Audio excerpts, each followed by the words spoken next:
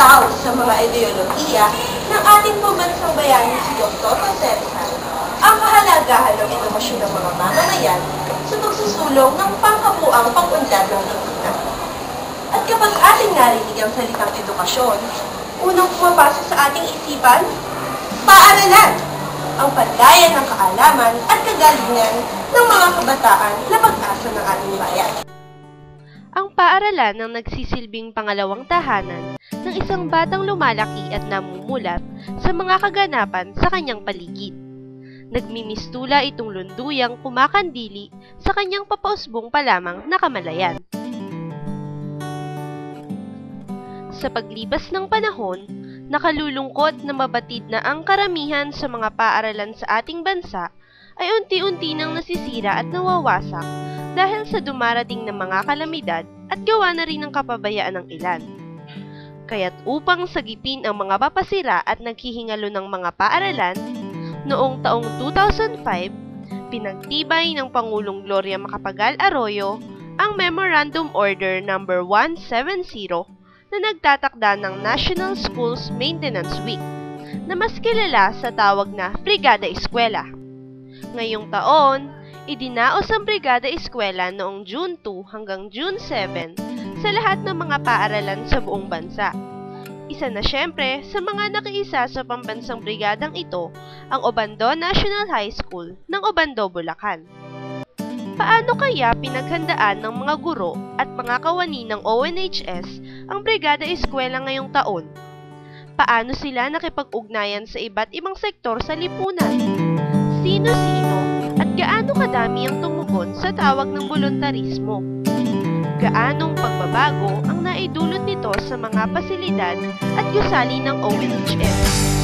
Ano ba ang epekto nito hindi lamang sa ONHS kundi sa isang pamayanang katulad ng Obando?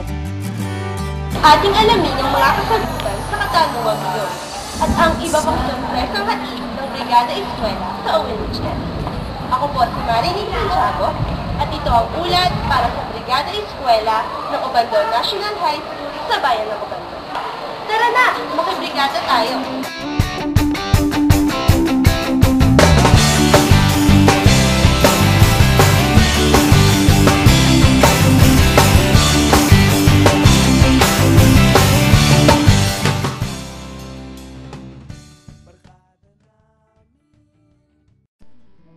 Bilang patuloy na pagtugon sa direktiba ng Memorandum Order 170 na ibinaba sa antas ng mga paaralan ng Pangulong Arroyo at ng DepEd Order No. 24 Series of 2008 ng Kagawaran ng Edukasyon, kaagad na nagtipon-tipon ang mga kawani at kaguruan ng Obando National High School sa pangunguna ng kanilang punong guro, Ginang Evangelina S. Cristobal, noong ika-10 ng Abril 2008.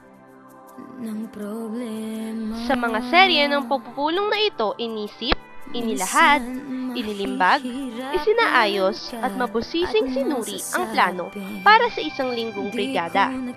Ang mga gawain ay malinaw na inilatag mula Lunes, June 2 hanggang Sabado, June 7. Inalam din kung sino-sino ang mga potensyal na individual, grupo at sektor na maaaring makilahok at makatulong sa aspetong pinansyal man o lakas sa isasagawang Brigada Eskwela.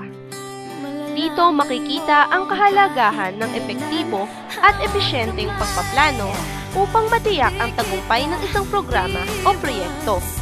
Medyo masakit nga lang sa utak ang mga brainstorming sessions pero carry na rin.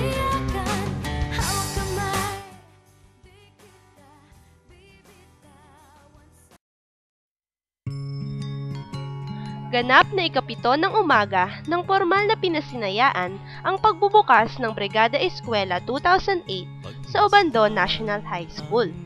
Pinamunuan ni Ginang Evangelina Cristobal at ng mga kaguruan at kawani ng ONHS ang programa. Naroon upang magpakita ng suporta ang punong bayan ng Obando, kagalang-galang Orencio E. Gabriel.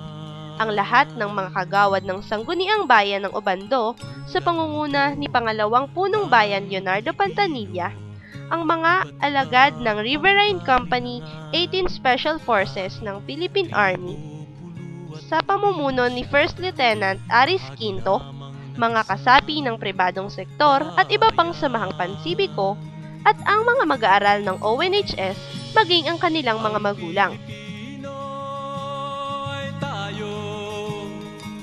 Kitang-kita ang maliwanag na mukha ng mga nagsipagdalo noong araw na iyon.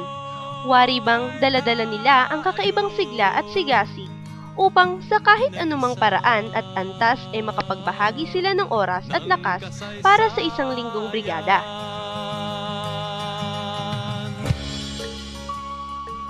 Naglipa na ang mga walis tingting, walis tambo, pandakot, pintura, paintbrush, pako, martilyo, lagari, kahoy.